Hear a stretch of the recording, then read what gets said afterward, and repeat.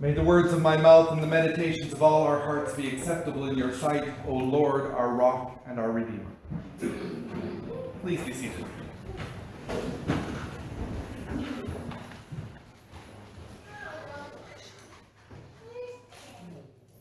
Today we have one of those problematic readings. It's not as bad as the one that says that if your eye offends you, you should pluck it out. But it's not easy to deal with either. Everywhere else that Jesus talks about sin, he says it's forgiven. But here, there is one sin, blaspheming against the Spirit, that cannot be forgiven but is eternal.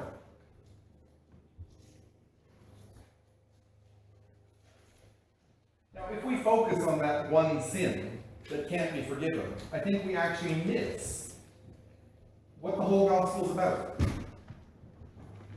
Because it's not about what can't be forgiven, it's about what can be forgiven.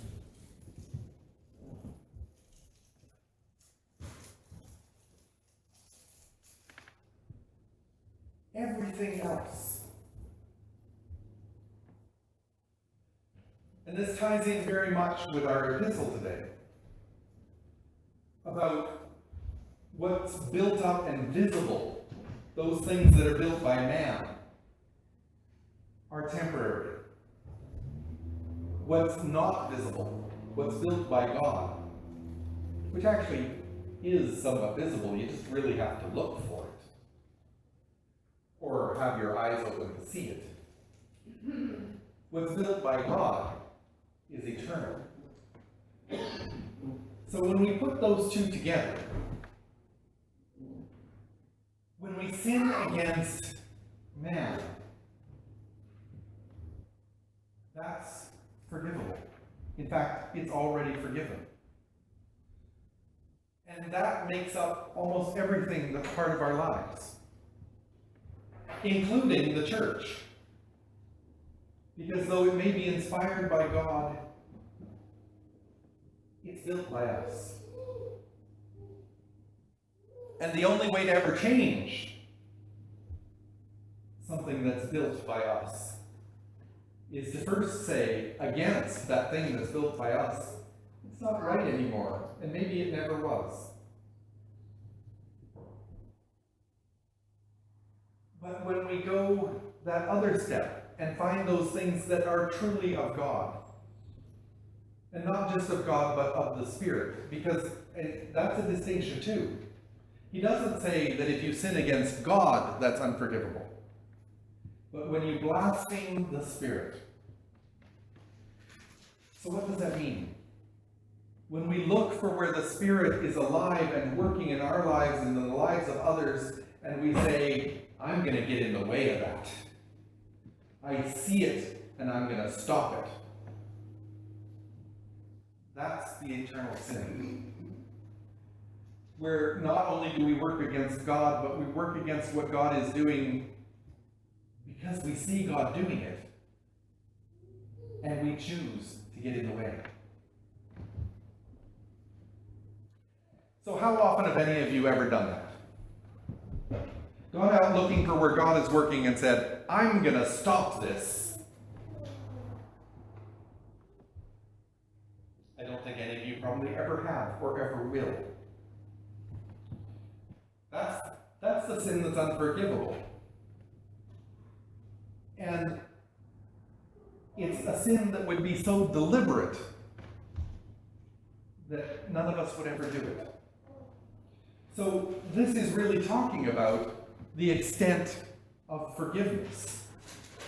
Not that there are things that are unforgivable. That we really have to intend to not be forgiven to get to that place.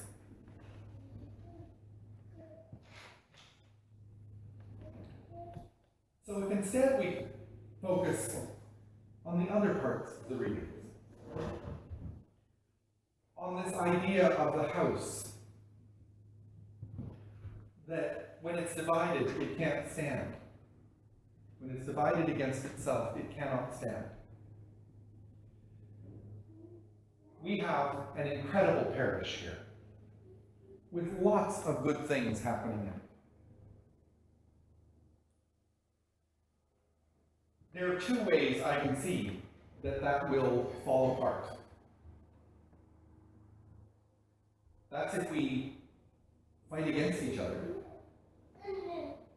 rather than supporting each other, both within one church and throughout the parish. And the other way, which I think is actually a way bigger danger, because I don't see us dividing ourselves that way at this time, is if we lose track of why we do what we do, which is what happens all too often. We are really good at that. Building things up with our hands and thinking that they will last. Those things built by man, by people, are temporary. What God builds is eternal. When we get too caught up in what we are doing in the community, what we can do to help, the needs we see and we can address, the worship we are doing,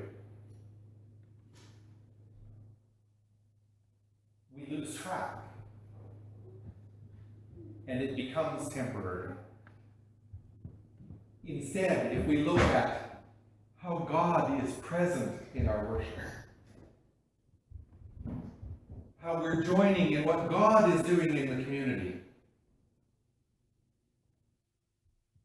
when we look for where God is helping others and join in, where we look for where God is helping us and say thank you, when we look for God's house that we live in, not just in this place, but outside of this place as well. When we put this church, which we call God's house, in the middle of creation instead of being the center of our Christian world, then what we do, because it's what God is doing, is part of that eternal kingdom. It's not temporary. It actually means something over time. It actually has a chance of making a difference, not just in our lives, but to the world. But to do that, we have to really push against ourselves to root out that very human need to look at, what am I doing? What's my effect on what's going on? How can I make this better? And say instead, what's God doing?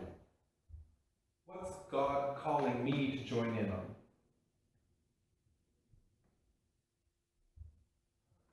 And the only way to do that is to let go, to pray, to open ourselves to experience what's outside, instead of looking for what makes me better, more powerful, more meaningful. That's temporary. It feels good for the moment, but it doesn't do anything. God is in our lives. God is in this place. God is amongst us. The Spirit is moving in Teachers of the Faith Parish, in St. John's Church. The Spirit is driving us to join in God's mission.